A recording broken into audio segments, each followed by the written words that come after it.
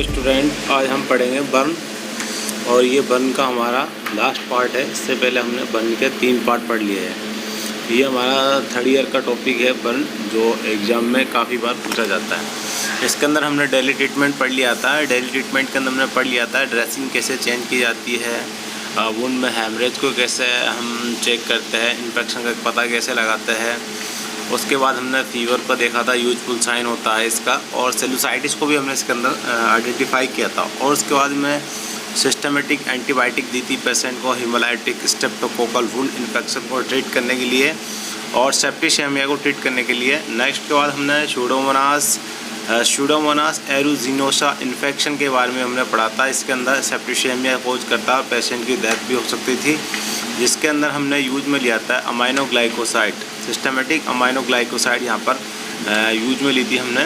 और उसके बाद हमने नेक्स्ट दिया था इसमें टॉपिकल एंटीबायोटिक कीमोथेरेपी हमने यूज में ली थी, जिसके अंदर सिल्वर नाइट्रेट यूज में लिया था हमने, और ऑक्लोजू ड्रेसिंग पेशेंट को हमने प्रोवाइड कराई थी। नेक्स्ट के बाद हमने सिल्वर सल्फर डाइजिन यूज में लिया था, और उसके बाद मैफिनाइट एसीटेट भी हमने यूज में लिया था ड्रेसिंग करने के लिए। और जो हमने बर्न का है, हैंड में अगर बर्न हुआ है तो उसको कैसे प्रिवेंशन करते हैं, प्रीवियस जो फंक्शंस क्या होता है, स्पेशल केयर कैसे प्रोवाइड की जाती है, वो सब इसके अंदर हमने देख लिया था। आज हम करते हैं हीलिंग फेज।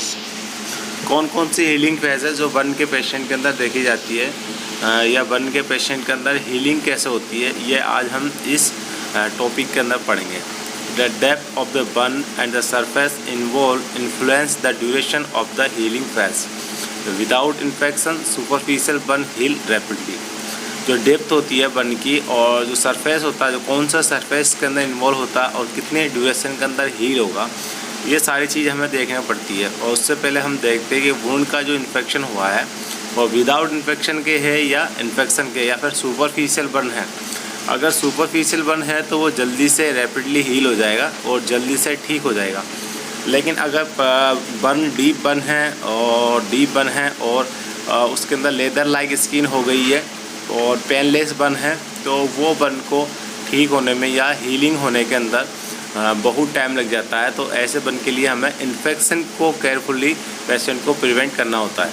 नेक्स्ट के अंदर देखते हैं apply split thickness skin graft to full thickness burn after wound excision और the appearance of healthy granulation tissue. जब पेशेंट के अंदर फुल थिकनेस बर्न हो जाता है, यानी कि वहाँ पर टेंडन विजिबल हो जाती है, तो ऐसे पेशेंट के अंदर हमें स्प्लिट थिकनेस स्किन ग्राफ्ट होता है। Skin split thickness skin graft हमें पेशेंट में लगाना होता है। और उन पेशेंट के लिए हम ग्रेनुलेशन टिश्यू यूज में लेते हैं। उसकी जो स्किन होती है पेशेंट की, जहाँ पर दूसरी जगह की स्किन होती है, वो स्किन लेके हम वहाँ पर ग्राफ्ट करते हैं बर्न वाले एरिया पर। जहाँ पर ज़्यादा बर्न हुआ है वहाँ पर हमें उसको ग्राफ्ट करना होता है। एलोग्राफ्ट, आइसोग्राफ्ट, एसोग्राफ्ट, ये सारे ग्राफ्ट होते हैं जो हम बर्न के पेशेंट में ट्रीटमेंट करने के लिए यूज में ले सकते हैं। नेक्स्ट के अंदर देखते हैं हीलिंग फेज के अंदर plan to provide long term care to the patient. हम ऐसा प्लान करते हैं ताकि पेशेंट को लॉन्ग टर्म केयर प्रोवाइड करा सके और उसको इन्फेक्शन से प्रिवेंट कर सकते हैं। तो नेक्स्ट के अंदर देखते हैं burn scar undergo mutation maturation and at first being red rise and uncomfortable. जो बर्न का स्कार होता है, सबसे पहले उसके अंदर मैचुरेशंस होता है और वो रेड कलर का हो जाता है, और उसके बाद पेशेंट अनकम्फर्टेबल फील करता है। फर्स्ट स्कार जो होता है बर्न का, वो काफ़ी डीप होता है और काफ़ी पेनफुल होता है, इसलिए पेशेंट अनकम्फर्टेबल या पेशेंट इरिटेट देखने को मिलेगा आपको। नेक्स्ट द फ्रिक्वेंटली बिकम हाइपरट्रोपिक और फ्रॉम किलोइड्स। जो किलोइड की फॉर्मेशन हो जाएगी, यानी कि स्किन में हाइपरट्रोपिक हो जाएगी, साइज़ बढ़ जाएगी। वहाँ पर हाइपरट्रोपिक का मतलब होता है सेल की साइज़ का बढ़ना। तो वहाँ पर बर्न के पेशेंट में फ्लूइड का एक्युमुलेशन होएगा, वहाँ पर ब्लिस्टर की फॉर्मेशन होएगी और साइज़ बढ़ जाएगी, और पेशेंट को किलोइड्स की फॉर्मेशन भी वहाँ पर देखने को मिलेगी। The flatten soft and the fade with time but the process is unpredictable and can not talk up to 2 year. और जब ये पेशेंट हम देखते हैं तो ऐसे पेशेंट के अंदर जो स्किन होती है वो सॉफ्टन फेड हो जाती है, और ये प्रोसेस लगभग 2 साल तक ठीक होने में टाइम लगता है। इसको कम से कम 2 साल के अंदर ये हील हो जाती है। उसके बाद देखते हैं चिल्ड्रन के अंदर हीलिंग फेज कैसे होती है। In children, the scar cannot expand to keep pace with the growth of the child and may lead to contracture. जो स्कार होता है कैन नॉट स्पेंड, जो पेशेंट का जो स्कार की फॉर्मेशन होती है चिल्ड्रन के अंदर, वो उसकी ग्रोथ को अफेक्ट कर सकती है और कॉन्ट्रैक्चर को लीड कर सकती है, वहाँ पर स्किन में कॉन्ट्रैक्चर्स कर सकती है। एंग्री और early surgical release arrange for early surgical release of contracture before the interfere with the growth. जब हम अर्ली अगर सर्जिकल रिलीज करते हैं कॉन्ट्रैक्चर पे और इंटरफेयर करता है ग्रोथ, बच्चे की ग्रोथ को, growth and development third year का टॉपिक होता है, बच्चों के अंदर पीडियाट्रिक्स में पड़ जाता है, तो ग्रोथ को भी अफेक्ट करता है आपका कॉन्ट्रैक्चर। सर्जिकली अगर इसको हम रिलीज कर रहे हैं, ठीक कर रहे हैं, तो ये आप बच्चे की ग्रोथ को अफेक्ट कर सकता है।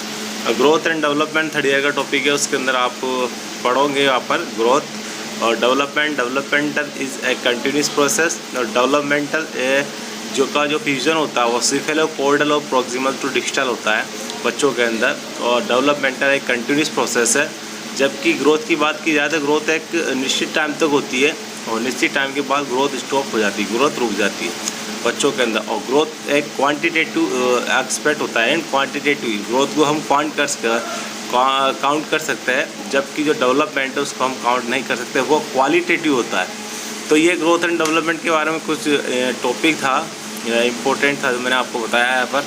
नेक्स्ट के अंदर देखते हैं, burn scar on the face lead to cosmetic deformity.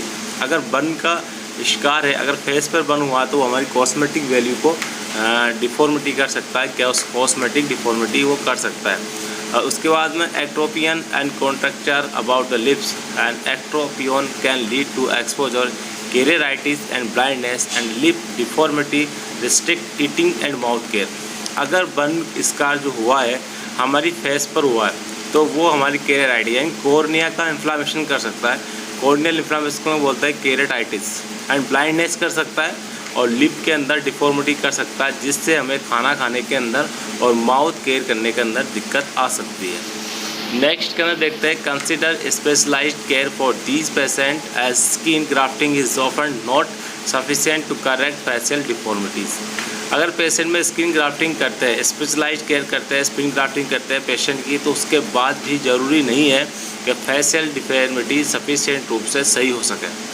ये बिल्कुल भी ज़रूरी नहीं है स्किन ग्राफ्ट के बाद कि फेशियल डिफॉर्मिटी ठीक हो सके। बस ये है कि सफिशिएंटली वो थोड़ी बहुत ठीक हो जाती है, लेकिन कम्प्लीटली वो हील नहीं होती।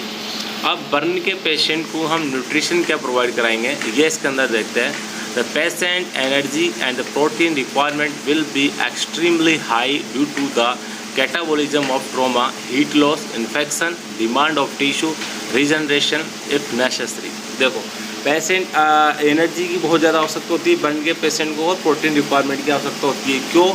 क्योंकि वहाँ पर कैटाबोलिज्म हुआ है, यानी जो फैट है वहाँ पर टूटा है। कैटाबोलिज्म का मतलब होता है टूटना, एनाबोलिज्म का मतलब होता है बनना। तो यहाँ पर कैटाबोलिज्म हुआ है ट्रोमा के कारण, तो वहाँ पर फैट का टूटा है, यानी एनर्जी कम हुई है, प्रोटीन टूटी है, वहाँ पर फैट टूटा है, तो कैटाबोलिज्म हुआ। और हीट लॉस हुई है, क्योंकि हीट लॉस हुई है। पर बच्चों में जो हीट लॉस होती है, हीट का जो थर्मोजेनेसिस से काम करता है, ब्राउन एडिपोज टिश्यू करता है, तो वो बर्न के कारण जल जाता है, तो हीट लॉस हो जाती है। इन्फेक्शन हुआ है और टिश्यू को दोबारा बनने के लिए क्या टिश्यू की डिमांड बढ़ जाती है, टिश्यू रीजनरेशन करता है, तो उसकी डिमांड बढ़ जाती है दोबारा बनने के लिए, कि उसको प्रोटीन चाहिए, एनर्जी चाहिए, फैट चाहिए, तो ये सारी चीज़ें उसकी बढ़ जाती है। नेक्स्ट बात आता है, if necessary feed the patient through nasogastric tube, ensure and advocate energy intake up to 6000 kilo calorie per day. अब बर्न का पेशेंट है, अगर उसके माउथ से ओरली नहीं ले रहा, तो ऐसे पेशेंट के अंदर हम नेजोगैस्ट्रिक ट्यूब इंसर्ट करते हैं, उसकी एनर्जी इंटेक प्रोवाइड कराते हैं 6000 kilo calorie per day. Anaemia and mall nutrition prevent burn wound healing and result in failure of the skin graft. Egg, peanut oil and locally available supplementary food. जो anaemia और burn और माल nutrition होता है, बच्चों के अंदर माल nutrition most common disease होती है। माल न्यूट्रिशन, प्रोटीन एनर्जी माल न्यूट्रिशन, और एनीमिया होता है जो iron deficiency anaemia most common, ये दोनों मोस्ट कॉमन है जो बच्चों के अंदर देखने को मिलते हैं। अब अगर बर्न का पेशेंट है और अगर हीलिंग करना है हमें जल्दी हील करना है उसको बर्न को, तो ऐसे पेशेंट में हमें पहले एनीमिया को ठीक करना होगा और माल न्यूट्रिशन को ठीक करना होगा, तब ही बर्न जाके ठीक होएगा। उसके बाद अगर स्किन ग्राफ्टिंग की है ऐसे पेशेंट के अंदर जिसको माल न्यूट्रिशन और एनीमिया है, तो स्किन ग्राफ्ट भी वहाँ पर फेल हो जाएगी। ऐसे पेशेंट को हमें एक देना होता है, पीनट ऑयल देना होता है और सप्लीमेंट्री फूड हमें ऐसे पेशेंट को देना होता है। तो ये हमारा लास्ट टॉपिक था आज बर्न का, जो कंप्लीट हो गया है।